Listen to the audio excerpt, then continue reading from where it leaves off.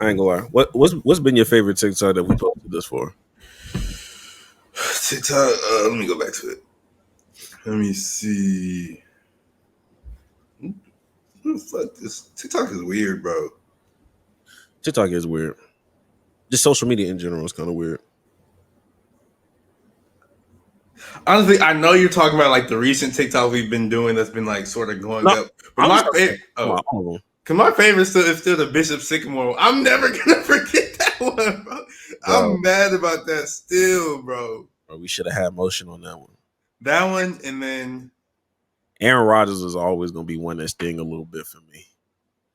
Which one was that? That was the Jet. Like when the Jets. Oh yeah. That was not you. You edited the hell out of that one too. That one was good. Did that one to blow? I was like, this is crazy. Oh my gosh! And then I'm still like the Michael Parsons one. It was funny, and I'm still mad that it didn't go crazy. But I still think the Bishop Sycamore one. I think that was the funniest one, bro. Yeah, that was the funniest one. I wanted Will Chamberlain to blow up. That one never did blow up. You got to re-release it. You should have done that. We should have dropped that in February, or we might re-release it on Juneteenth or something. Low key, you giving me ideas. Repurpose our TikToks. Man, welcome back to another episode of the Play for Keys podcast. The only podcast where we do something different every single day, every hour. Shit, maybe even every single minute. I don't know. Starting off, we have a new segment. We have a new segment on the pod. We hear you. We see your comments. Or at least I do. I don't know what this nigga be doing.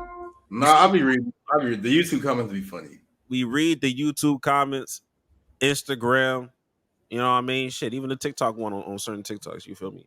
Yeah. We gonna have our comment of the week. Our comment of the week came from yesterday at RailDog8. It was a YouTube that he responded to. I think it was the NFL. The NFL players can be better, NBA players, whatever.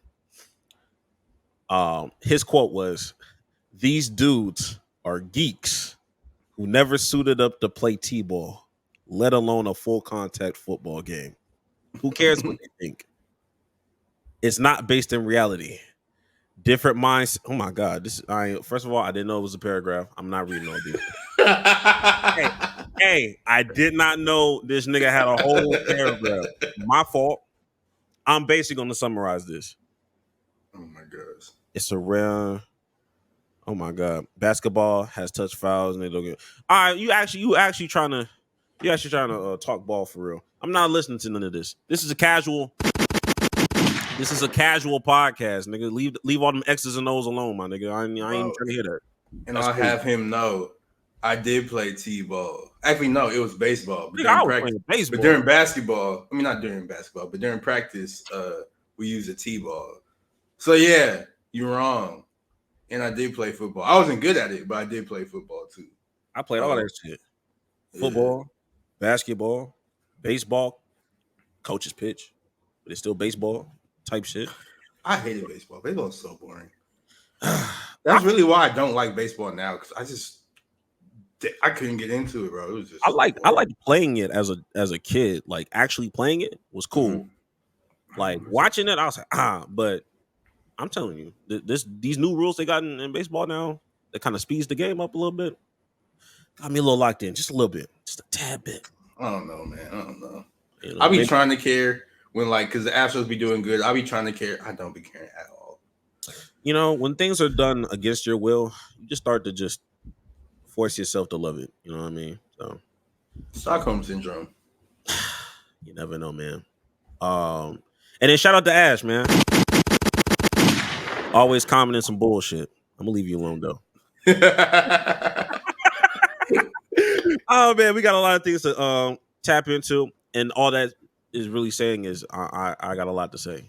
We don't have a plethora of topics, but I do have a lot of things to say, as well as my co-host Jax.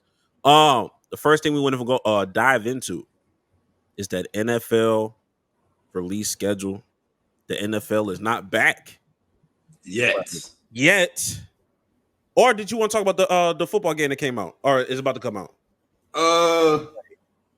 Man, we can go ahead and just bring it up. Just let y'all know that what is it?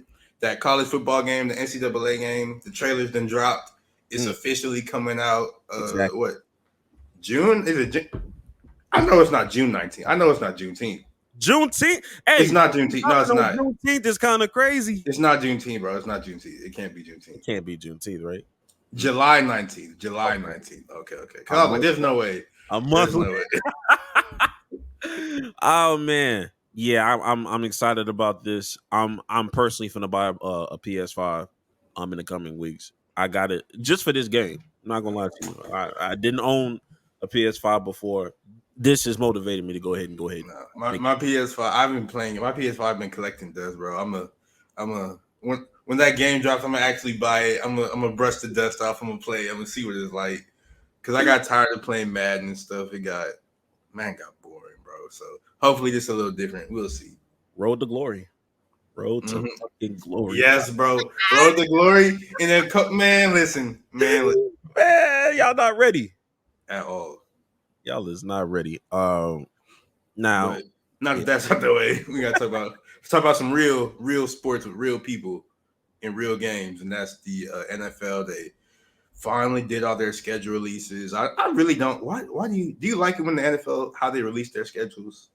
Like how teams release it, or how? Yeah, I don't. I think it's excessive, bro. Just drop it. Just post a picture. I just think that like it became. You know how things go. Just like Juneteenth, like when it was exclusive. That's true. Like it was a certain thing or a certain vibe, but when you have extra people start chiming and trying to go over the top, and it's starting to get a lot more commercialized, that's when I'm like, okay, I don't really care. Like shout out to Drew Wells. I know he did the Atlanta Falcons one. I didn't like that one. Yeah, I didn't like it either, but I always am a fan of that person in particular getting the coin because they literally hated that man to success. And that is just a funny situation to be in. So I'm always gonna root for him. But in the Dallas Cowboys, normally they do things I just don't care about. I ain't gonna lie. This is one of the very few like releases where I'm like, okay, you made me chuckle. Did it have to happen? No. But the fact that you made me chuckle, I'll give it a pass. I didn't even hear about the Chargers. Normally, Chargers is the one that be bodying this shit for real. Nah, they did. Theirs was cool. They did like a Sims thing or whatever. It was cool. It wasn't as good as the past ones, but it was all right. Then you got like teams like the Buffalo Bills. Theirs was they turned their 2024 opponents into pictures of LeBron. It was very weird. It wasn't funny. It was just stupid stuff like that. Like, please just drop a picture, bro.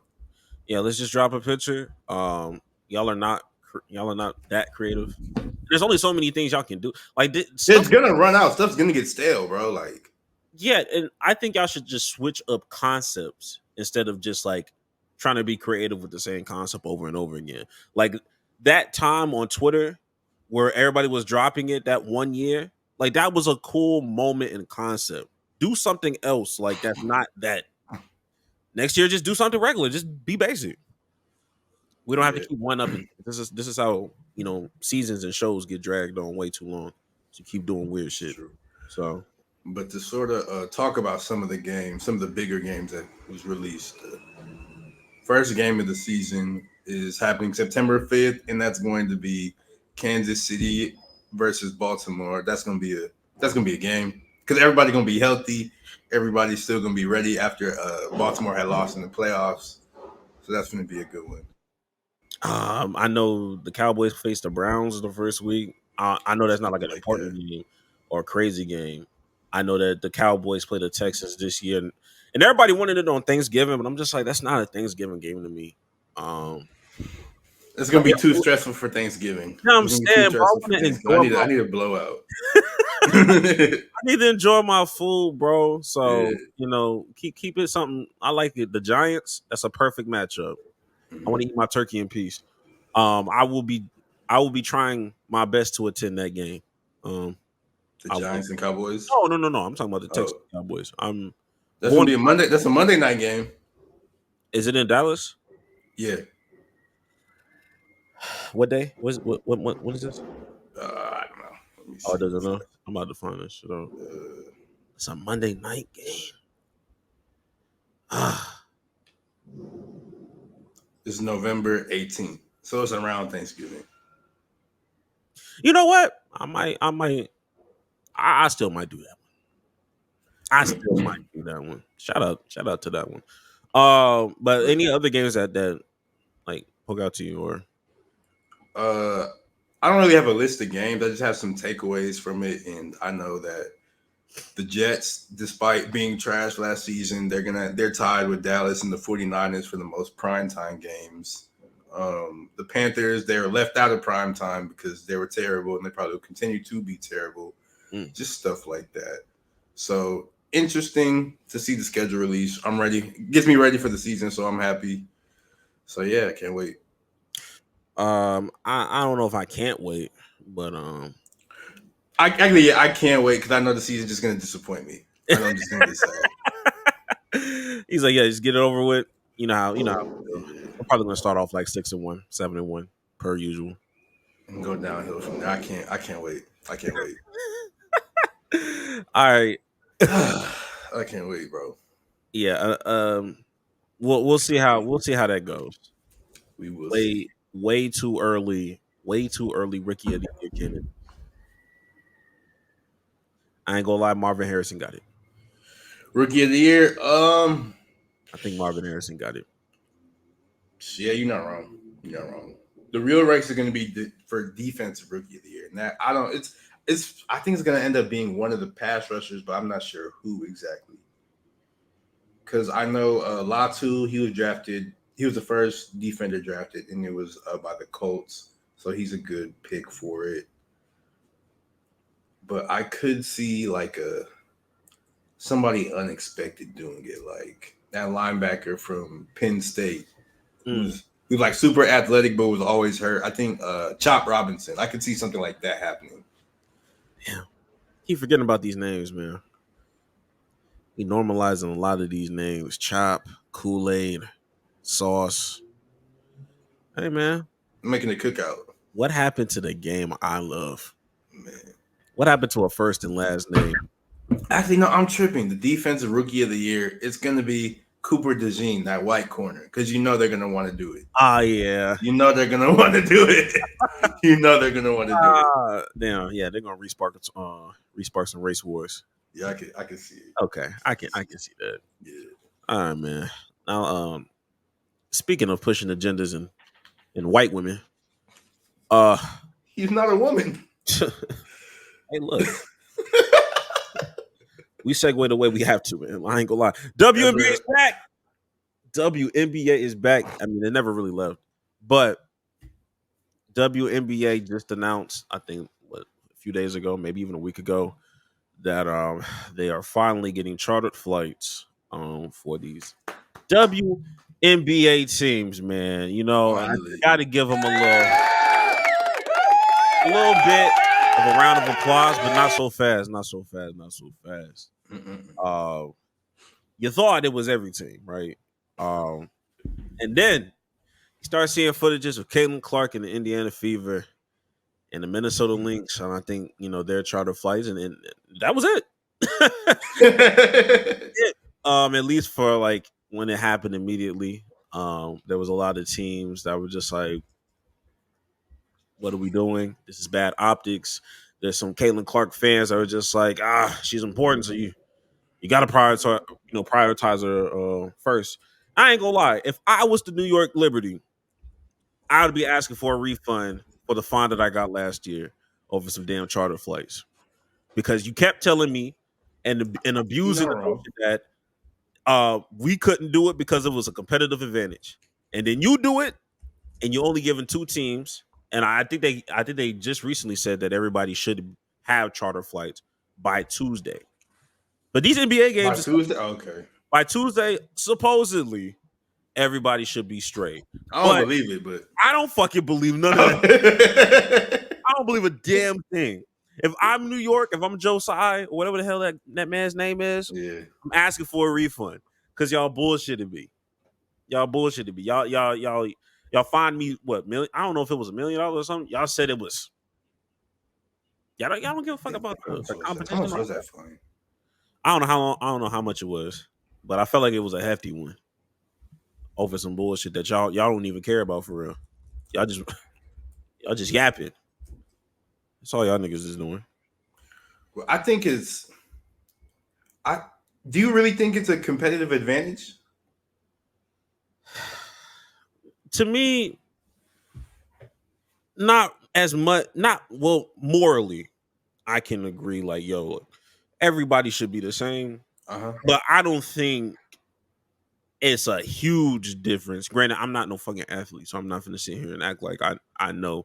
Of course, you know, being harassed by people versus, getting on a charter flight and getting somewhere straight flight.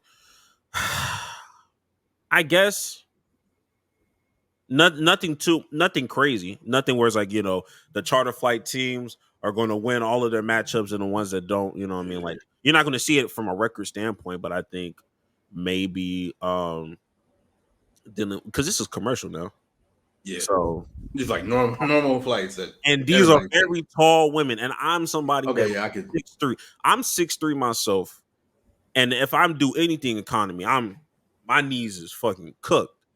So I can't imagine Cardoso, other 6'6", 6'7", Brittany Griner. I can't imagine that as a tall ass woman, going through that and diverging people and having niggas. Oh, you play basketball? Yeah, get out my fucking face, nigga. Like, please get out my face. So I can see the competitive advantage of just being comfortable and just being from point A to point B. But now, as far as a charter flight, do you know if who's providing those flights? Is it the WNBA as a league, or is it like the owners had to go get them themselves? At first, they phrased it. The way they phrased it was like, okay, WNBA is going to be X, Y, and Z. But these owners were the ones that were like chartering the flight. Like Fever, like for Indiana, they chartered that. Minnesota Lynx, they chartered that. Whoever could afford it could, charter it. And that's when a lot of backlash and a lot of pushback of just like, y'all literally just demonized another team for doing this last year. And now, because you have no choice but to protect Caitlin Clark because niggas are fucking weird, now all of a sudden it's like, okay, we don't care about a competitive advantage, X, Y, and Z. So this new thing about everything being in place on Tuesday leads me to believe that the WNBA is going to find a way to make sure everybody is straight. But like I said, I don't know what's actually going to happen. This is just hearsay. They've been saying a lot of things, so I don't know. I still feel like I guess it's not weird that Caitlin Clark is the first person to like sort of get the charter flight, because like you said, it was the Fever and the Lynx or whatever, and she plays with the Fever. So I guess it's not that weird because she's like the biggest person right now, but still, like there are still people like Asia Wilson, even the Breonna Stewart with I almost said Newark, but New York Liberty and them, like they had the charter flight even though they eventually got in trouble for it. But it's just, I don't know, it's more people that deserve the flight. I just roll it all out at once. I don't like that. It's literally Brittany Griner coming back from Russia and then having hella people harass her during commercial, in transitional commercial flights of just like bro, like if anybody needed to charter flights during a certain time, it was definitely her because she was the face of just everything going on politically for a hot little minute. So, like you said, you do it for one, do it for all. You know what I mean? If you don't have it set up straight, then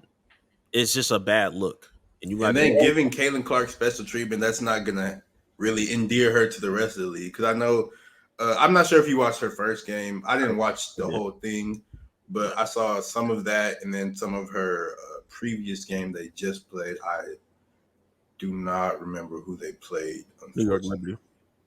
Okay, yeah, but they was on her ass, bro. Like dead ass. Like there was Jordan rules. It was like that. Like they was pushing her down. They was hitting her. They was clobbering her. They were trying to let her know, like, this not sweet over here. So she's getting like special treatment by the WNBA as a whole.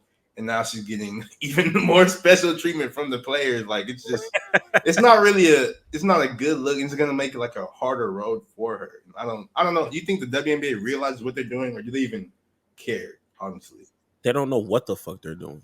They don't know what. That's a problem. You can tell that this is the first time they've ever had to just do something like this. Yeah, they are doing things on trial and error. Oh, that didn't work. Oh, this didn't get received well. Well, let's do this. Like we are seeing them operate and go audible in real time, and we don't know if they're gonna look like Pat Mahomes or Mark Sanchez, but we about to find out.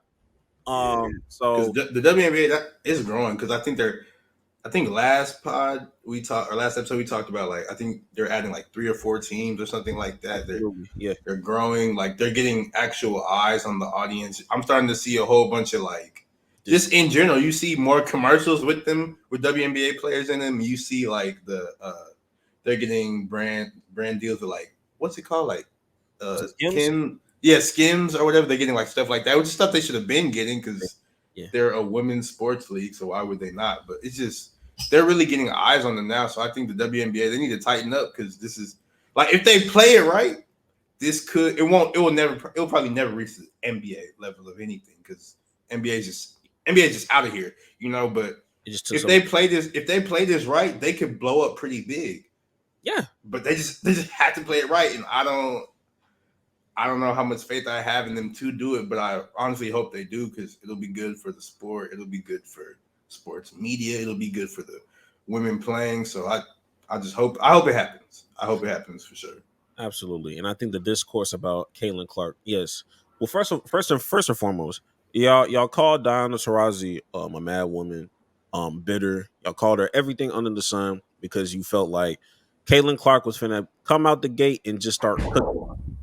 And I'm here to tell y'all, these are still professional athletes that know how to play basketball. Yeah, everybody good, bro. Everybody is good. You know, look, Caitlin Clark is a savior for sure in certain things, and she's going to globalize the sport. She's going to continue to, put more eyes on it. But to sit here and act like she was going to come up there and drop 30, drop 40 with high efficiency, no. Yeah. On top of women already just like, yo, we here to humble rookies anyway. Taurasi said, "Hey, it's just going to be an adjustment. She's going to get there, and she's going to ultimately learn, and she's going to be great for this league. But there's going to be a learning curve, and there's going to be a learning adjustment. Oh, she's better. She don't know what she's talking about. Get her old ass out of here. All right, she was getting clamped. You know what? Diana Taurasi did that same night. She dropped 30, went 7 for 10 from the 3-point line, 70% from the 3-point line." At her old ass. So it's just look. Sometimes everybody's not a hater, bro. It's okay to just understand what's going on. It's nasty. Yeah, Caitlin Clark. She'll revolutionize WNBA and everything. But even Wemby got cooked his rookie season. So nigga got cooked in the summer league. We still talk. Yeah. Well, people don't talk about Kai Jones. They swear they want to erase that footage. That nigga got dunked on. He got dunked on. And this where is Kai Jones? He's with the Clippers now. Yeah, he cut his head like he's Michael Jordan. So yes, a different guy. That man was not crazy. You're right, Jax. That man was not crazy. I just think he's weird. Like I think he's just a normal weird, and he just was on video dancing. I don't think he's crazy. I think he's just a weirdo. He dyes his hair. But it is what it is. And then y'all people that just keep talking about this Caitlin Clark discourse. My God, leave it alone. It's not that deep, bro. Y'all make everything so it's okay, bro. Like just watch the basketball game. Men and women that are doing discourse right now. Please, let's just watch basketball. Y'all out here just trying to push an agenda right now. It's getting nasty. Hey, but the agenda pushing is how leagues grow, bro. That's how leagues grow. And I know, but I know you had to seen that tweet where it was like the WNBA, they're going through their Magic and Bird phase right now with Caitlin Clark and Angel Reese, and then Michael Jordan's coming in a couple of years, and that's going to be Juju. And I swear I need the Houston Comets to go ahead and get this shit underway so we can get Michael Jordan, real Kobe. Low efficiency. That's the type of hoop we need. Low I efficiency need hoops. that kind of hoops. AAU basketball. Her and Jalen Green in the same city. I don't know if the city could survive. Shit. I don't know if backboards could survive. Hey man, look, you see them tornadoes? I don't know. All right, bro. All right, let's do soon. All right, bro. All right, let's go. I didn't even realize a tornado happened, bro. You see how big the city is, bro? I didn't think tornadoes could happen, and I thought you needed like flat land for tornadoes. I was like, Houston has too many big buildings, too crowded for a tornado. Nope, tornado happened. I was like, what the heck? Because I was driving home, and I was just like, dang, it's raining hard, bro. I was like, why is it raining so hard? And it was like, I think it was like 6 or whatever, which it wasn't dark. It's not dark at 6 because daylight savings and all that. But like the sky was black and like it was like stuff was floating. I was like, oh my God. I ain't gonna lie. I saw that shit was happening. Tornado was happening, and like it was like 10 p.m. over here. First thing I looked up, I saw it. I was like, damn, this nigga Xfinity finna fuck up. I ain't gonna lie. I was like, damn, we not finna have a pod tomorrow. In my mind, I was like, this nigga ain't gonna have nigga ain't gonna have no electricity, bro. Bro, the rain was going sideways, bro. I drove my car into the parking garage, a covered parking garage. Rain was still hitting me. I was like, what's going on? I'm in the parking garage. Imagine niggas just throwing rain at you, nigga. I was just like, how is he? I was like, I'm in the garage. How am I getting touched by this water right now, bro? That's crazy. Nah, getting rain, sideways rain, that'll fuck me up too. That's not. Yeah, I think some people still without power. I never lost power. So I was like, who was Javon? He texted me. He was like, bro, do you got power? I was like, yeah. You don't have power? I was like, I didn't know people lost power. I didn't know the tornado happened. I just thought it rained super hard. But nah, it was a real tornado. Downtown was fucking crazy. Yeah. God damn. Hey man, shout out to people that still, looking for some power, man. You know what I mean? I was trying my best not to make it like a funny thing, because this was really serious, but the way my mind was going, bro, I almost downloaded a couple sounds, bro. I almost downloaded like that power theme song. All right, bro. Hey man, but hey, enough about me. I be trying to censor myself so bad. No, you don't. I tried my best. If I was really unhinged, bro, I don't think we could survive. We'll agree that I feel like you unhinged, bro. I'm still unhinged. What's the last thing we did? Okay, you're right. All right. Okay. Let me stop. Let me stop while I'm here. My fault. Anyway, we gotta talk about this draft lottery because it did happen, and while you're playing, I should have pulled it up, but I did not. But I do know who got the number 1 pick. Yep. And it's the Atlanta Hawks. Typical? Yes. Like typical as fuck. I don't think that's typical. Why'd you say typical? Because you know how I feel. You know how I feel about this lottery. But why would they rig it though? To help the Hawks of all teams. It's not even about it helping the Hawks as much as it is more of like I don't agree with this sentiment, but the overarching thing is, this is a weak draft class. This is the weakest one in X, Y, and Z. This is a role player heavy draft. So did you see that report or somebody like a league exec or somebody who was like anonymous, of course, they were like, if you draft the number 1 pick, it's the same thing as drafting Tobias Harris number 1. That's fucking crazy. I did not hear that, but that's an insane thing to say. That's like, what you say fuck me for? No, I'm saying that's a crazy stray. I know what I've been seeing was like this year's number 1 pick is going to feel like the average 6th or 7th pick.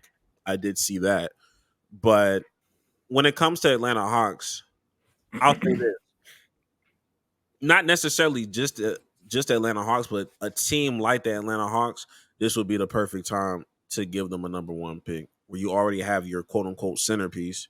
You're not drafting somebody to save a franchise, and this is supposed to be one of the most ultimate role player draft. It would make sense for the Atlanta Hawks to be somewhere in the mix. Now, I didn't think they were going to be number 1, but I know exactly who wasn't going to be number 1, and it was going to be fucking Detroit.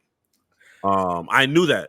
I knew that coming in because the people with the team with the worst record in the league is never going to get the number 1 draft pick, and it hasn't happened in 6 years. And there was like, I saw a lot of people, Detroit fans, complaining like, "Oh my gosh, we never get the number 1. We have 5 back-to-back picks." And I'm just like, you had one. Y'all had the number 1 pick with K. That was a couple of years ago, 2021 to be exact.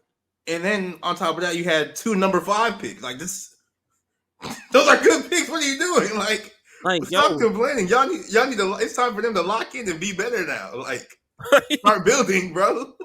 Why are you complaining? Y'all have cornerstones. Y'all have good players. Y'all just suck for some reason. Y'all got to lock in. Ain't no some reason. We know the reason. Your front office is ass. Your front office don't know what it needs to be doing. I remember last year when we did the NBA lottery thing, and this was back before Wemby was like, "Oh, I got a good feeling the Spurs are gonna get the number 1 pick." Before it even happened, we ain't gotta talk about that. But it's like, I remember when we had got the 4th pick, and the Spurs got the number 1 pick, and for like all of 45 to like 90 seconds, I felt some type of way of like, damn, bro, we missed out on Wemby. And then I saw a tweet that really just sobered me up and made me lock in. He was like, the Rockets got the number 2, number 3, and number 4 draft pick. If they cannot improve with those draft picks, that is a front office issue. Y'all got bigger things to worry about than what y'all got going on right now. Into Detroit, I treat y'all like the Cleveland Browns when they started drafting all them goddamn quarterbacks. Y'all cannot tell me every single quarterback that y'all drafted was a bust, was ass, was X, Y, and Z. Either y'all suck or y'all suck at development. Like, I think a little bit about with the Browns. Exactly. But all of those didn't hit. Just like with the Detroit Pistons. We do not even know how, to this day, we be having conversations on the pod. We do not know how good Cade Cunningham is because y'all don't know what the fuck y'all doing. And y'all don't know. And y'all don't know who to surround him with. Y'all don't like. And y'all got the audacity to open up y'all mouth talking about we want Wemby. Y'all want this. Y'all want a number 1 pick. Wemby would have averaged 12 points and 4 rebounds. You know what I'm saying? You better be grateful for a Sarge Thompson, nigga. The fuck is y'all niggas talking about? You better be glad you got a Thompson twin that knows what he's doing and is thriving regardless of whatever's happening. Y'all don't even know what the fuck y'all was doing with Jaden Ivey. Y'all have Jalen Duren. He's a good player. He's legit a good player. Lock the fuck in. I don't feel bad about y'all having another lottery pick. And for this pick, y'all was the main ones. Detroit fans, I was talking about this is going to be a weak draft class anyway. So why the fuck would you want a number 1 pick anyway? It's not going to save your franchise. Nothing's going to save the franchise until y'all get a better front office. Exactly. But to continue naming the top picks, or rather the lottery. Okay. So to round out the lottery, because like I said, Atlanta has the number 1 pick. Washington has number 2. Houston has a number 3 pick, which they got from Brooklyn. San Antonio's number 4. Detroit's number 5. Charlotte 6. Portland 7. San Antonio again is at 8. They got that pick from Toronto. Memphis is 9. Utah's 10. Chicago's 11. OKC is 12. They got that pick from the Rockets. Sacramento is 13. And Portland is 14. And they got that pick from Golden State. I am, as an Oklahoma City Thunder fan, I've told Greg this multiple times.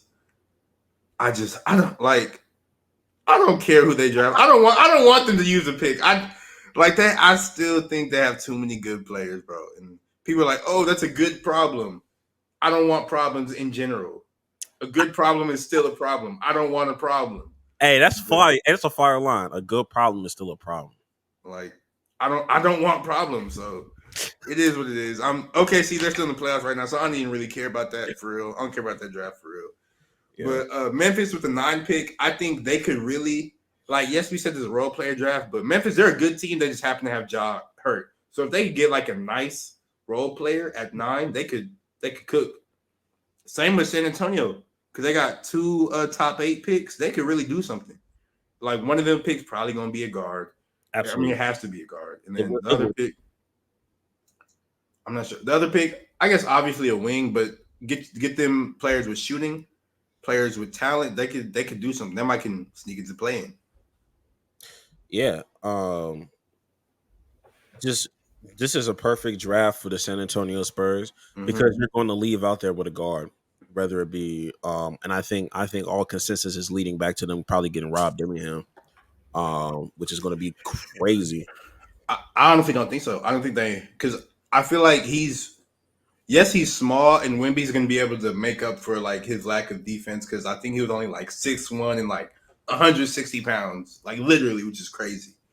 But I think they're going to want somebody who's more of a pass first guy. I think they're going to try to get that Nikola Topic because there's more and more Nicolas coming in the draft. The draft is going to be Nicolas and Jalen's, but Nikola Topic, he's coming in. He's a point guard. He can't really shoot, but he's a passer. He wanted them. He from over there, so you know he can pass. The nigga said he from over there, bro. He from over. I don't know which one. He from over there, and all of them can pass. So he from over there is crazy.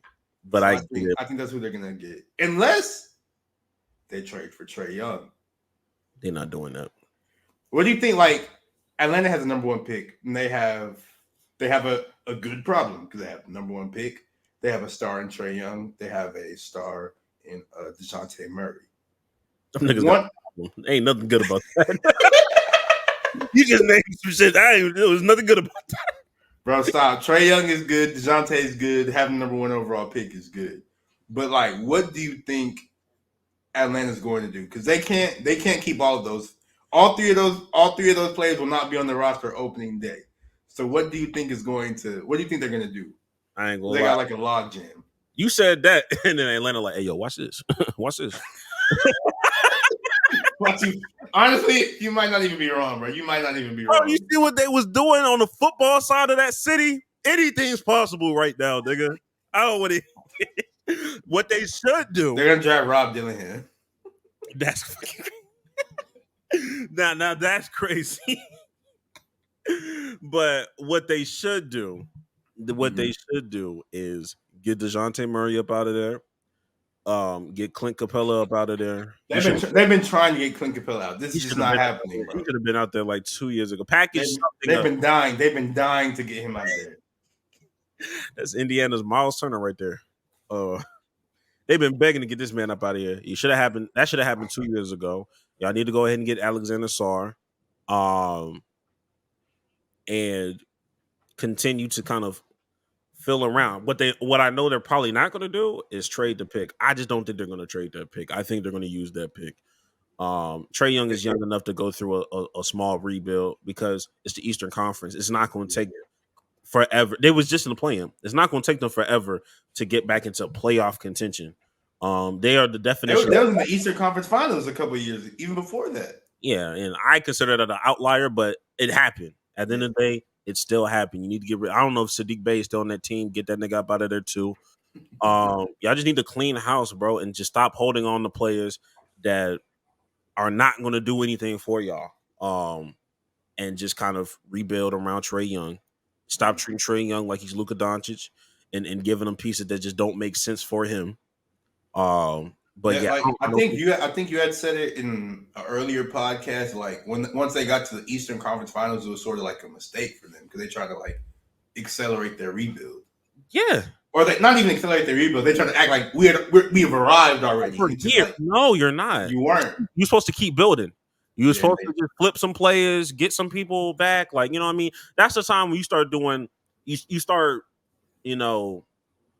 experimenting a little bit and saying, "Oh, I wonder what Tobias Harris was like on this roster instead of who y'all had before, instead of DeAndre Hunter or whatever." And I don't even like Tobias Harris like that. I guess. No, like I don't. Like I said, I don't like. I get what you're saying. Though. But just doing certain moves, like okay, like keep elevating instead of we're gonna do this. We're gonna run it. No, we're not running shit back. Do something else. And this is why you're back here. And I looked at their overall record, like career wise, they are the definition of mid. I think they're a legit 500 team as a historic. Like historically, they are 500. So bro. That's sort of hard. I'm not gonna lie to you. That's sort of live, bro. I'm not gonna lie. Nothing live about that, bro. That's hard, bro. Stop. Your whole entire I don't know how long they've been around, but like that's hard, bro. Like, I know they want to be better, but that's hard to be. Nah. I'm sorry. Well, I don't care what you do. That's hard. I don't You're care. not convincing me that that's a good thing. Oh, that's another good problem to have, huh? No, it's a mid problem to have. It's a mid problem, mid issues. Yeah. But yeah. But keeping on basketball, let's talk playoffs. Let's talk playoffs because the Cleveland Cavaliers have finally been put out of their misery. They they lost to the Celtics by a score of big to little. I don't remember because I didn't watch that game because everybody on the Cavs was hurt. Donovan Mitchell was out. Jared Allen, he was still out. Karis LeVert was out. I believe Evan Mobley was out. So it was. He was hooping. He was still playing. He was hooping. Yeah, Evan. It was 4 players out. Who's the fourth one I'm missing? No, I know Evan Mobley and Marcus Morris was. Yeah, shot for shot. It was 4 players out. I don't know who the other player was, but regardless, yeah, they're out of their misery finally. Thank God. Right. Why do you? I have a question about the Celtics. Okay. Or really, not even about this. Just sort of two Celtics fans. Even though you're not a Celtics fan, but I just have to say it. Like, I see a lot of people always complaining about, oh, Jason Tatum, he don't get the love that other younger players who are less accomplished deserve. Like, you hear people always put Luka above him. You hear people starting to put Shea above him, put Anthony Edwards above him. Devin Booker, even though he's older, but they might put him above him as well. And they're always complaining about that, but I don't understand their complaints. Because Jason Tatum, he came into the league, he had higher expectations than most of them, but he met those expectations. And because he did that, now we're demanding more of him. And I think that's what we should be doing, right? We should be demanding more. We should be expecting him to be better. So like him going through all these playoff series, reaching the finals, this, that, and the third, that doesn't move me. That's not impressive because he's been doing that. Now we need something to say he's really arrived. We need him to win a championship. That's why I'm not really impressed with anything the Celtics have done so far until they win a ring. Yeah, I don't understand why they care about what the optics are around Jason Tatum. Also true. If I was a Boston Celtics fan, I wouldn't be concerned about what other people are worried about. Like, nigga, y'all have a great roster. Y'all just need to lock in, get to the finals, and win a championship. And people will always, like, from somebody that's not a Celtics fan, because why would you be? Nobody should be. But I do want to ask you this question. When was their how long has their championship window been? Like, what has been like the start of, okay, like they are officially competing for a championship under Jason Tatum being that guy? With Jason Tatum being that guy, because I was going to say the championship window has been like since Kyrie and them when he was back there. But with Jason Tatum wasn't the guy then.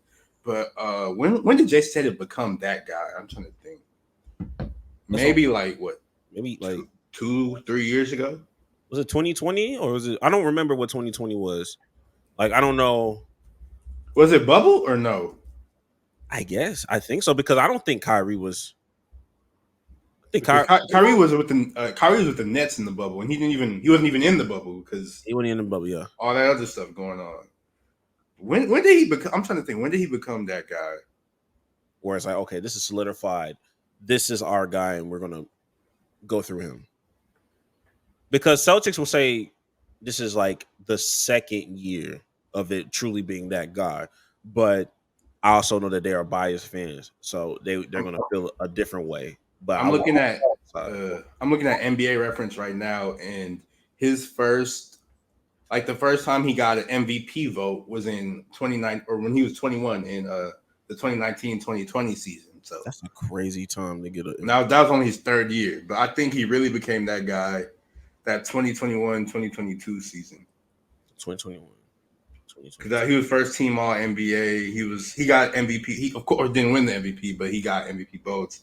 He was averaging 27, 4 assists, 8 rebounds, shooting 52% from the field, 35 from 3. I think that was probably around the time he became like really solidified that, oh, this is me for real. And that was when he was 23. So this is okay. So that's when he was 23. So this is going on his. He's 25 now. So this is his third season as being that guy for the Boston Celtics. Yeah. And even in that shed, it's like, okay, it's been 3 years. Yes, we expect more of him, and I get what they're trying to say, because most people that are winning championships aren't really winning them until they turn like 27 for real, 28. Like, I get that, but if I'm a Boston Celtics fan, I don't really care about what people got to say. Like, like people have shut the hell up about Giannis as soon as 2021 ended. They stopped talking about Giannis as somebody that's, can't get it done. All you need is win. All you need is win for niggas to shut up. As much things has happened with Kawhi Leonard, he got 2 of them things. So only a certain thing that, there's only a certain amount of criticism that you're going to get for like Kawhi stuff. And Jason Tatum is just like right around that age where LeBron was at, where they was like, damn, like when is it going to happen? Will he finally turn the corner here? Because LeBron was 25 when the decision happened, and so LeBron was the same age when the decision happened. Really? He was 25? Yes, bro. Like, looking back, like, exactly. Yes, bro. I thought that nigga was 27. But no, he turned 27 when he won his first ring. Yeah, because they didn't win that first. So they didn't win that first year when he was 26. So he was 27 when they won the first one. But yeah, he was 25, and they was just going ham on him at 25. They were. So like, this sort of just like par for the course with Jason Tatum. Yeah, and for Anthony Edwards, and well, I'm gonna just stick with Anthony Edwards for sure. Yeah. Anthony Edwards is 22, so people still don't. He's exceeding expectations like crazy right now. They're calling him Michael Jordan. Like, and look, and in 2 years, if nothing happens between now and then, we'll have those similar conversations like we're having with Jason Tatum. And right now, Anthony Edwards, he has 2, or not even 2. He has 1 built-in scapegoat in Karl Anthony Towns. Like Jason Tatum, he doesn't have any of those. Like, his roster is too good. It's always been a little bit too good for him to have anything like that. Yeah, exactly. And that scapegoat finna expire real fast, because we've already established that Anthony Edwards can rise above any ignorance or stupidity that's around him. We've seen it night and day. I don't know, man. When Cat be getting them 4 fouls in the first half, I don't know. It's a little hard. Hey, a little hard for him to rise above. And we've seen how this team responds without Rudy Gobert. Yeah, that's true. So look, I'm here to say that that doesn't affect Anthony Edwards' performance. I'll say that. Win or loss, okay, we get that. But Anthony Edwards' performance, we don't care about that. And that's the thing. That's the main issue with Jason Tatum. People wouldn't be so hard on him if we didn't have these duds from this nigga.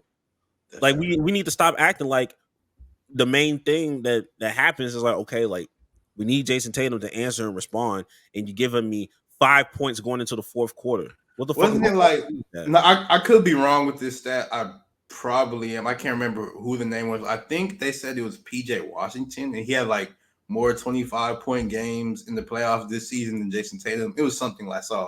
Probably so, because PJ. I think it was something like that. I could be wrong, but I really think that's what the stat was. Maybe it was a different player, but it was somebody who shouldn't have more 25-point games than Jason Tatum have more 25-point games than him. And it's just like, what are we doing? It's supposed to be your time, but whatever. They beat the Cavs. What was it? 6 or no? They beat the Cavs in 5, gentlemen sweep. So shout out to the Celtics. But moving on, we got to talk about the Knicks versus the Pacers. And good Lord, that series needs to end, bro. Like, golly, I don't even care who wins no more. That series needs to end. And when that series ends, I don't care who wins. Tibbs needs to be in prison, bro. Because the more and more I watch just Tibbs Tibbs coach teams, like, have you ever just sat back and thought, like, why is he playing them so much? Like, now it makes sense because they got a whole lot of injuries, but even in the regular season, he'll be playing them so much. Like, why are you doing this? Clearly hasn't got you a championship yet.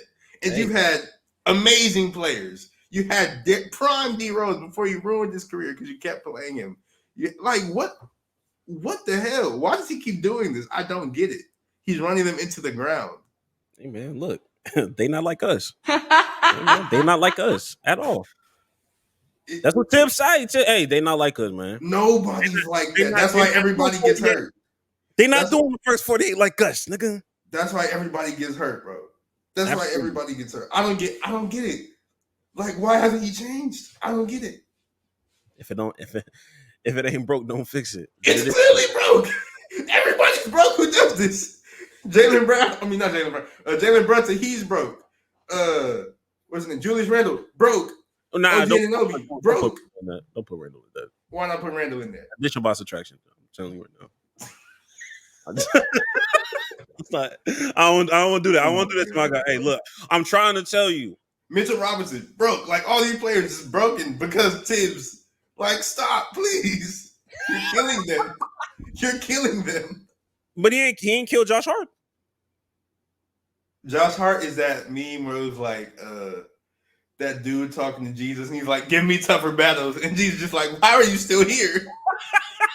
That's what Josh Hart is. No, I remember, I think I sent this to you about, like, you know how we be doing like the Paulo Banchero is the James Harden of the bro. That was when he was like, yo, Josh Hart is the Josh Hart of Josh Hart's. And I couldn't agree. Because who can do what nobody does that. That's the best one. Josh Hart is the Josh Hart's of Josh Hart's. That's what it is. And Josh Hart, bro.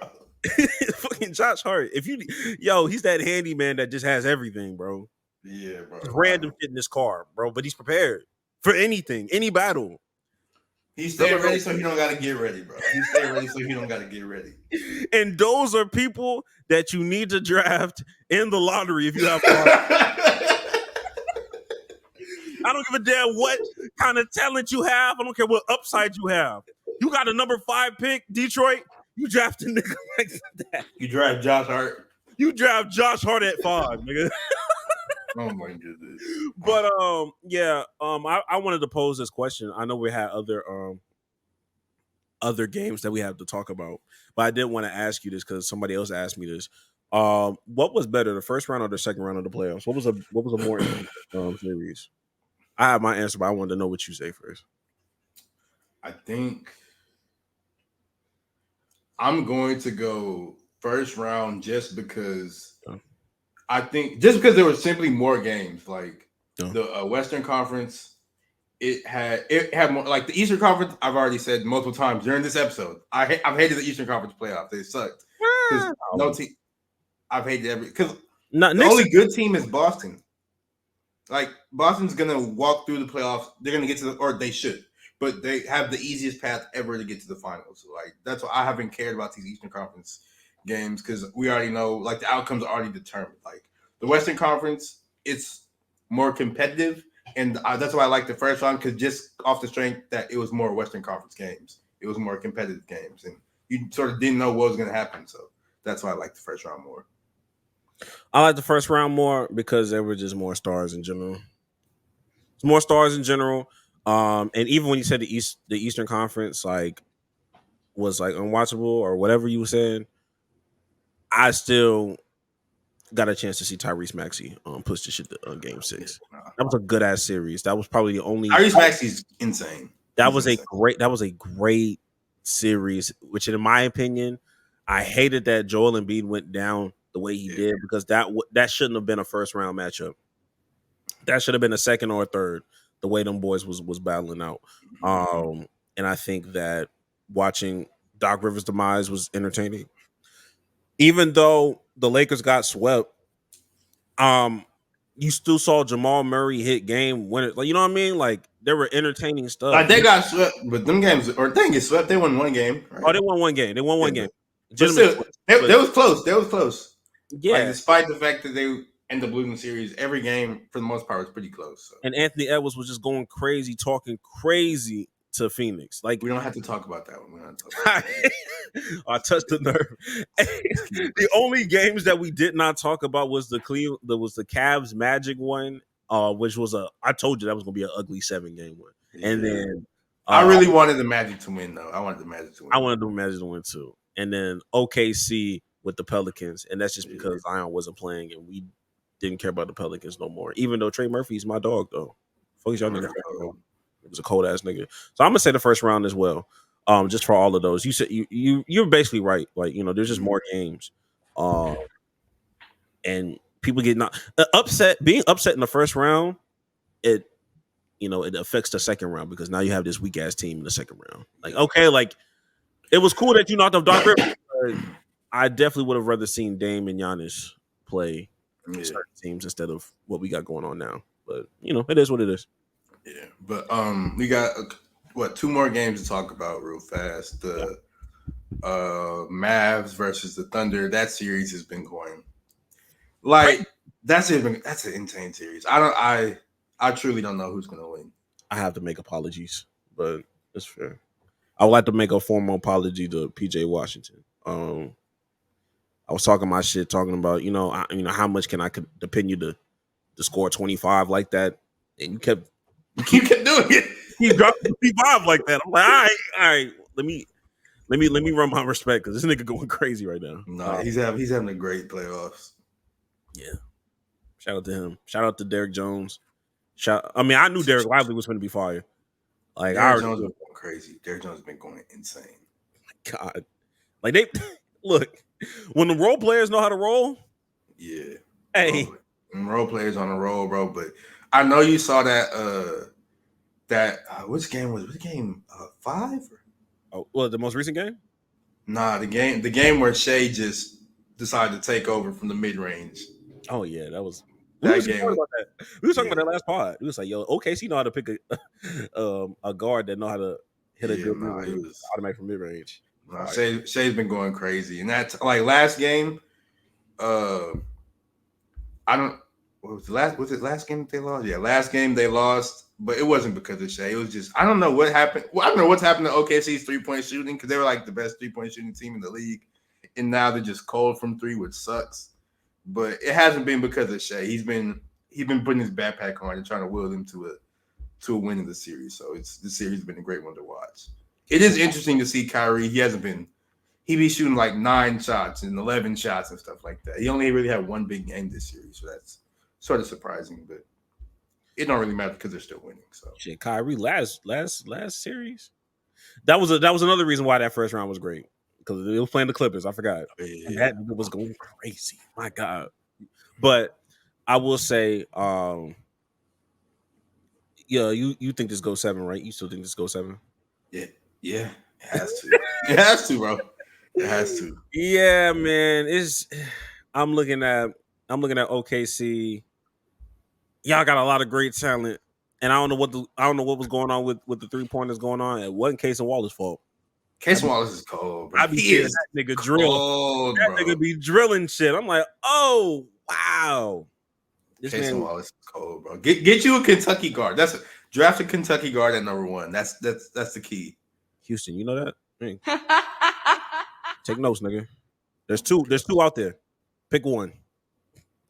Pick one to thrive. I'm gonna get Reed Shepherd. I'm not mad at it, but I'm gonna just try. I'm gonna trust my front office because they haven't missed on a draft pick yet. I don't know a draft pick that they like missed in the first round that I just disagreed with. Like, you should have took this one, especially on the back half. You might be right. Hey man, look, well, it is what it is because I'm still taking Jalen Green over Evan Mobley. I don't care what y'all talking about. I don't care. But and then finally with Minnesota versus the Nuggets, Game 7. Ant-Man, yeah, that's me.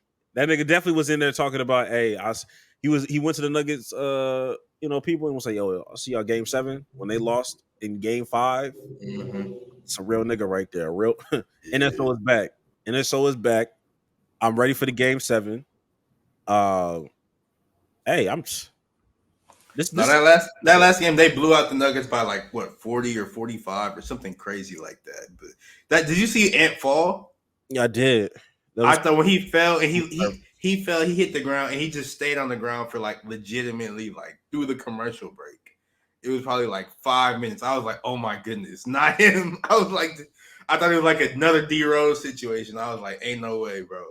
But thankfully he got back up. He kept cooking. They ended up winning by 45. Yeah, 45. They won. They won 115-70, which is crazy. Like, what the fuck is going on, bro? Like, this has happened more than once, so it's not a fluke. What, the series? Yeah, like the Timberwolves just blowing the fuck out of like the Nuggets. They did that with Rudy Gobert when he had his baby. Yeah. They did it this go round. Like what is like what's the switch? Like what is happening where I'm trying to think what is the common denominator? I don't know. I don't know what the real reason is, because like the Nuggets will lock back in like the next game and they'll take care of business. But like for these blowouts be like crazy blowouts when they do it. And it's just like, what are y'all doing? That's I don't know. I know. I know the first two games because I believe Minnesota won the first two games of the series. Minnesota went 2-0 because that's what we started. That's when we were like, oh, it's going to be a sweep. I was like, boy, were we wrong? We got to stop predicting. We got to stop predicting stuff. But I'll never stop. You're not wrong. But I know that Denver, after the first two games where they lost, they sort of changed not changed their lineup, but changed how they play. Because before they were sort of into this more bully ball thing, because that's what Jokic can do, because he's just Jokic. And they've been doing that all season. But after game two, they changed everything up. They're more spread out. They had different people bring the ball up the floor, because before you saw Jamal Murray get jumped by Alexander Walker and McDaniels trying to come up the court. But now they have like a bigger person like Aaron Gordon. He'll bring the ball up the court. You can't really do that to Aaron Gordon because he's 6'10", like 240, and can handle the ball. So they have that, and they're more spread out. So it's a lot more passing and everything, and less bully ball. Because Minnesota, they're sort of built to combat that bully ball because they were built by the same person who built the Nuggets, so he knew how to destroy them. But now they're playing a bit differently, a bit more outside, spacing things out, and that's how they got a couple wins. And I guess last game, I don't know what happened. I don't know why I don't know why Denver lost so badly, but I'm just excited for this game 7 because it's been a very back and forth game, and this is where legacies are made. Game 7 in the playoffs right now. Like this could be something for real for Ant, and it can also be something for real for Joker. So it's going to be very, very, very interesting to watch. So I can't wait. Who do you think is going to win? My mini hot take is that in order for Timberwolves to win, it would have to be It would have to be a repeat of how the Mavericks faced the Phoenix Suns in that game 7. It got to be one of them crazy blowouts where it's like, my nigga, what the fuck? Get them niggas out of it early. You think it has to be a blowout? I don't think that Denver's not going to let it be a blowout. They can't. Joker's not going to let it be a blowout. Yeah. Look, I think it may not end up being a blowout, but in order for the Timberwolves got to get hot early. Like it need to be like an 18-0 run like they did this last game. Yeah. Like it needs to be like, okay, we need some cushion because you already know that Aaron Gordon and Nikola Jokic and Jamal Murray at some point, and Christian Brown for some reason, like they're going to just start hitting shots in that third quarter, that second quarter. That first quarter, you need to dominate that first quarter. Yeah, they got to start hot and make sure everybody try to get everybody out of foul trouble, but specifically their big men, please, because I know for a fact Denver's going to try to make Cat go ahead and pick up them 3 fouls in the first half like he always do. And if that happens, then it might be game over. So yeah, I'm gonna need you to lock in. I need Cat. I mean, not even Aaron, because I know he locked in. Cat, I'm gonna need you to lock in. Gobert, I'm gonna need you to lock in. And we're gonna see, man, because this is gonna be a great game. I can't wait. You've been hearing Draymond Green during these TNT. Actually, yeah, I'm glad you met that up because I wanted to talk about how everybody's hating on Rudy Gobert, bro. Like, I get why people hate Rudy Gobert because, or at least I get why I don't like him. And it's because he did all that stupid stuff during the pandemic. Like, that's really what I feel like. That's really what turned the tide on him with everybody. Oh, yeah. Like the pandemic stuff because he sort of ended the world. That was like once the NBA shut down, everybody was like, oh man. And then everything else shut down. And it was all because of Rudy Gobert. And he got his teammates sick. But neither here nor there. People, especially Draymond, they love to act like he was just so bad on Jokic. And he's the defensive player of the year. And he shouldn't have been. But he should have been the defensive player of the year because he's great. And then there's nothing you can do with Jokic. He's too big. He's too good. He's too skilled. Like, what? And then Draymond, he had the nerve to say, even I defended Jokic better. And I saw the stat. Jokic, he put up 36, 12, and 12 on Draymond. Like, nobody knows how to stop Jokic. If somebody could stop Jokic, they would be defensive player of the year instead of Rudy Gobert. But nobody knows how, so Rudy is defensive player of the year. It just does not make sense. You see there's videos of Gobert playing textbook good defense, in position, everything, and Jokic is still scoring. And it's just because he's just that good. Like, I'm sorry. It's not – Rudy Gobert is not ass. Jokic is just great. He's just an all-time player. I just don't get it. People are acting obtuse, and it's just – so please stop. You're making me defend Rudy Gobert, and it's just because y'all are idiots, and it really bothers me. I don't know. I be laughing whenever I hear Draymond like talk about. He been hating like at a very like he hates Rudy Gobert. It's crazy. You need to join this pod. That's what that nigga need to do. All this goddamn hating. No, he don't. Shoot. No, I ain't gonna lie. Because at first, like, I'm just like, bro, you're fucking annoying me, bro. Like, you're annoying. But then he was just like, yeah, man, y'all allow Rudy Gobert to say all that goddamn French and on the podium. We need to do better. No, you need to defend. I ain't gonna lie, I busted out laughing when I heard the nigga say that. That was funny, but I was like, Rudy Gobert got to slap somebody. He got to do something to get some respect back because bro, they've been trying to hold him, and it's like it's Jokic. You ain't stopping. Nobody's been able to stop him. The only place who can stop Jokic is probably like Dwight in his prime. Like you have to stop Jokic. You have to be a combination of tall. Like very tall, very athletic, and very strong, as well as very smart. Like to play like that, like Dwight, like you said, prime Dwight, prime Shaq, Hakeem, like these are like Hall of Fame players, like all-time great centers. You would need great footwork. You would need to just not bite on the jumps. Like you would have to have a great IQ level, and that's just not happening with certain big men. And that's not a shot at Gobert. It's just Jokic is really, really good. Like.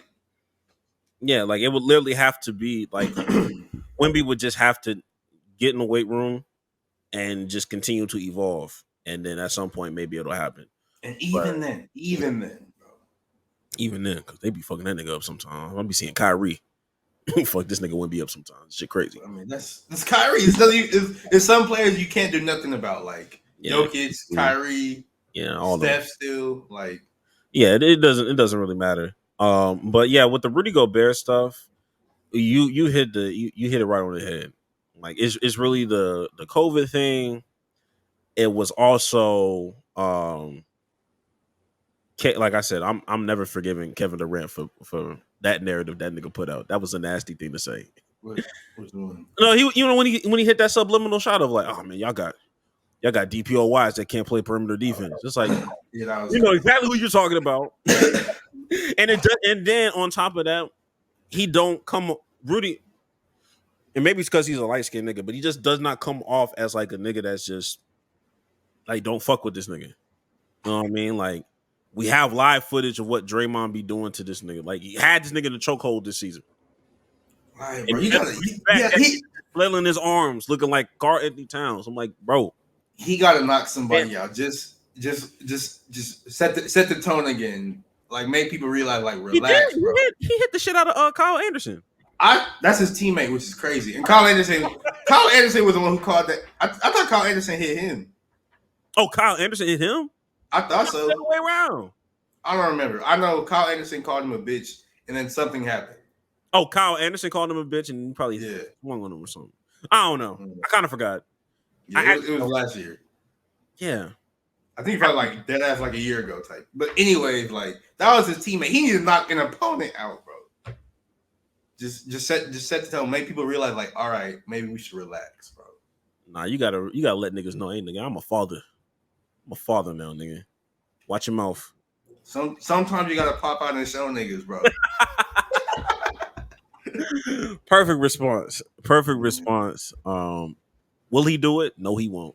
And that's why this conversation stops where it stops. And that's why we pop out and get these goddamn hot takes out the fucking way. That's what we do. Gosh. That's what the fuck we do.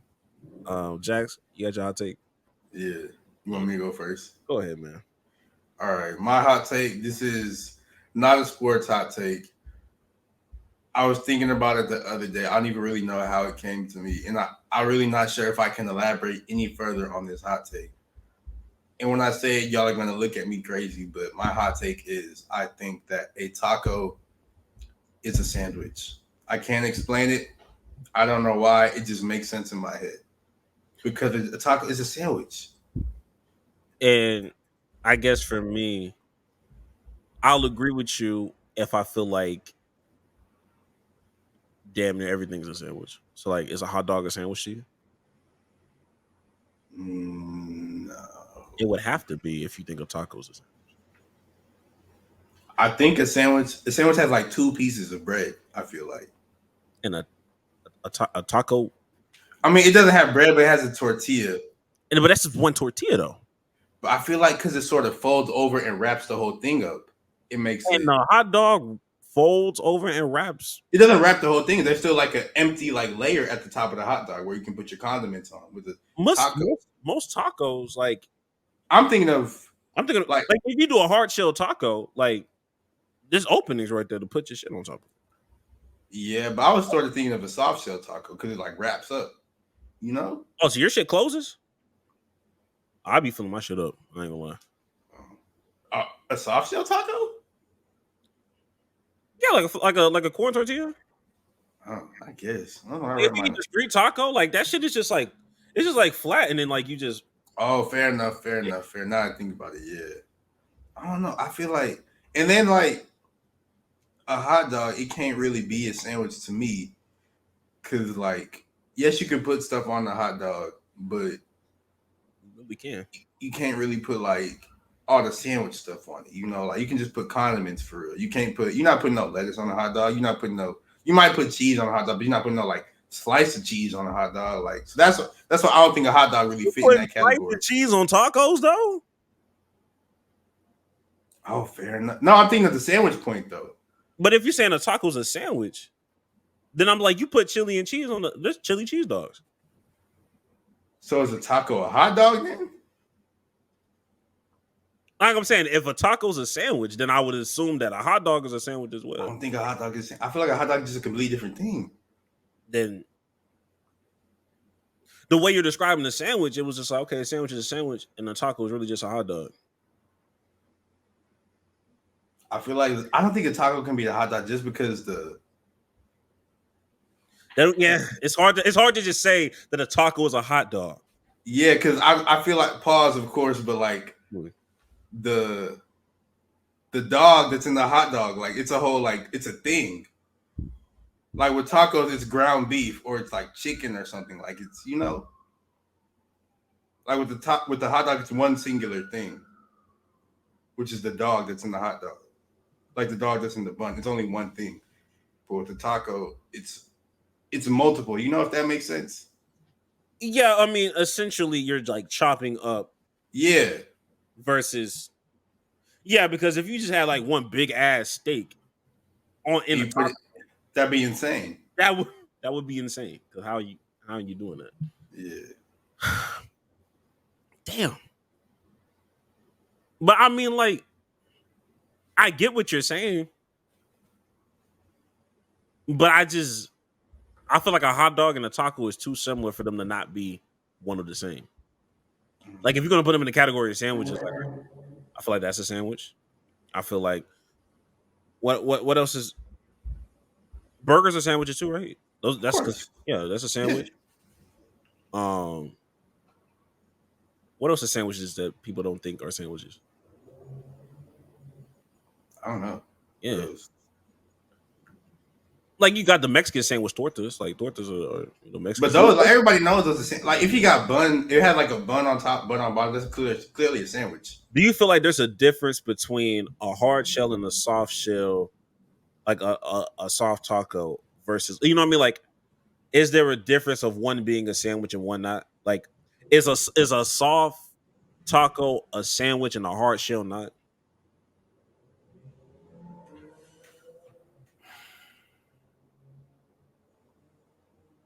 I'm not, because you brought up the hot dog point, but I still, in my head, I still do think that a taco is just a sandwich, regardless of hard shell or soft shell.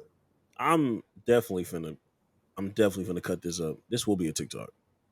I need other niggas' answers on this. I don't know. I think it's a taco. I don't know. Right now, nigga, I ain't gonna lie to you. Like, I don't know. I really don't know how to respond to this shit for real. I think it's the same. I can't really explain it, but it just makes sense. I think a taco is a sandwich. I think a hot dog is a sandwich. That I can't agree with that. I can't agree with that though. Comment down below who's right. Oh my goodness.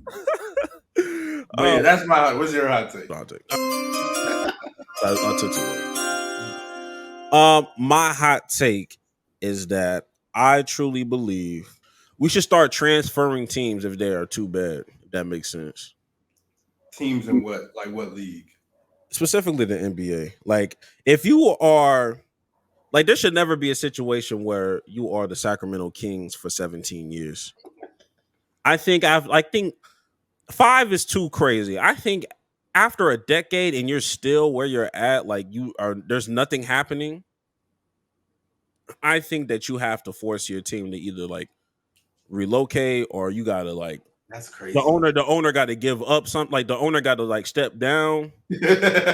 Something has to happen because for a whole decade, you couldn't get it together, and you're always in the lottery for 10 straight years. You don't have no kind of playoff berth, no play-in berth, and in a league where Adam Silver is allowing you to be an 11th seed and still compete to get into some type of play-in. If you spend a whole decade and you can't get past the 11th or 10th seed, and you're always at 14 or 15, I think that you have to force yourself to sell the team or part whatever. Something has to be put in place. I'm tired of seeing shit like this. I actually do sort of agree with you. I don't think that you should have to like sell the team. That's like, or not. I don't think you should have to like move the team because that's a whole lot of like logistics, and you got to make sure like the stadium and this, that, and the third. But I do think the owner should have to step down. Like if you bad for like 10 years straight, you got to step down. Like because it don't even be one person owning the teams. It'd be like a group of people. So if you suck, hey, get you a minority owner in, and hopefully he be better. Because if your team is trash and you should be making the decisions, then you shouldn't be there. You know. Exactly. So yeah, I do agree with that. I think the owner should have to step down. Yeah, because they'd be like, I mean, this is a business venture, bro. Like you're bad for business if your team is if you keep losing. Like whose jersey sales are you talking? Like, what are we doing? Exactly. You know what I mean? So, like I said, the Sacramento Kings should be the last team to be doing something like this. You know what I mean? And granted, they've turned a corner, they turned a new leaf. But I ain't forget my last 17 years of of just remembering shit like that. Detroit Pistons, watch yourself. You're on a similar trajectory. If I was a part of that commissioner or whatever, you'd be on the clock. You know what I mean? How we talk the Hornets? The Hornets should have, man. Boy, the Hornets? I think it's been over 10 years, bro. And even when they was good, they was just like 8 seed in the back when there was no playing. They was just barely making the playoffs. Barely making the and will always lose in the first round. Like Kemba Walker gave y'all like 3 extra years. Yeah. Like, ownership should have, and it's bad because Michael Jordan was a part of this shit. And it's kind of hard to make a nigga like that step down. But damn it, I would have did it. Did that shit. No, Kemba Walker, he need to be the owner of the Hornets, bro. All the stuff he did for that franchise, he need to be the owner of the Hornets, bro. Boy, now they got him overseas. Through it all, I still wasn't watching Hornets basketball. I was just watching highlights. I was watching that nigga drop 60, and it's like, damn, get this nigga out of here, bro. And by the time he got out of there, he was too old. So it is what it is. But that was my hot take. Hot damn it, I forgot to do this shit. But better late than never. Y'all know what it is. Donations. Absolutely. Donations. You gotta donations. Gotta collect the coins this summer. Donations. All right, man. Let me the fuck out of here. Any last words, Jax? Hey man, want to change your life? Please go do some life changing shit, bro. Yeah. And for me, I'm gonna set it to y'all straight. Y'all new WNBA fans, shut up. Shut the fuck up, bro. My fault. I'm actually like tired of the Discord. No, you don't even be talking like that. I don't know why you be. You make it sound like nigga be chatting for real. You be saying some funny shit just in general. I think you said something crazy. No, you didn't say nothing crazy, but you said you did something in our chat concerning like Drake or whatever or Rudy Gobert. They was doing like the Drake lyrics over like Rudy Gobert. Oh, so you put on the TL. I was like, all right, that was funny. But like, you don't be talking about WNBA like that. You don't be in Caitlin Clark discourse. They also need to damn, that should have been my real hot take. I'm gonna save it. My fault. Right, for sure. Let's get the fuck out of here. Like and subscribe. Right. Keep commenting. We do this shit every single day. I'll see y'all niggas next week. Touch water, touch grass, drink water. And what I keep forgetting to say, go get some bitches. Cause this is y'all doing too much. Go get some bitches. Stay locked in.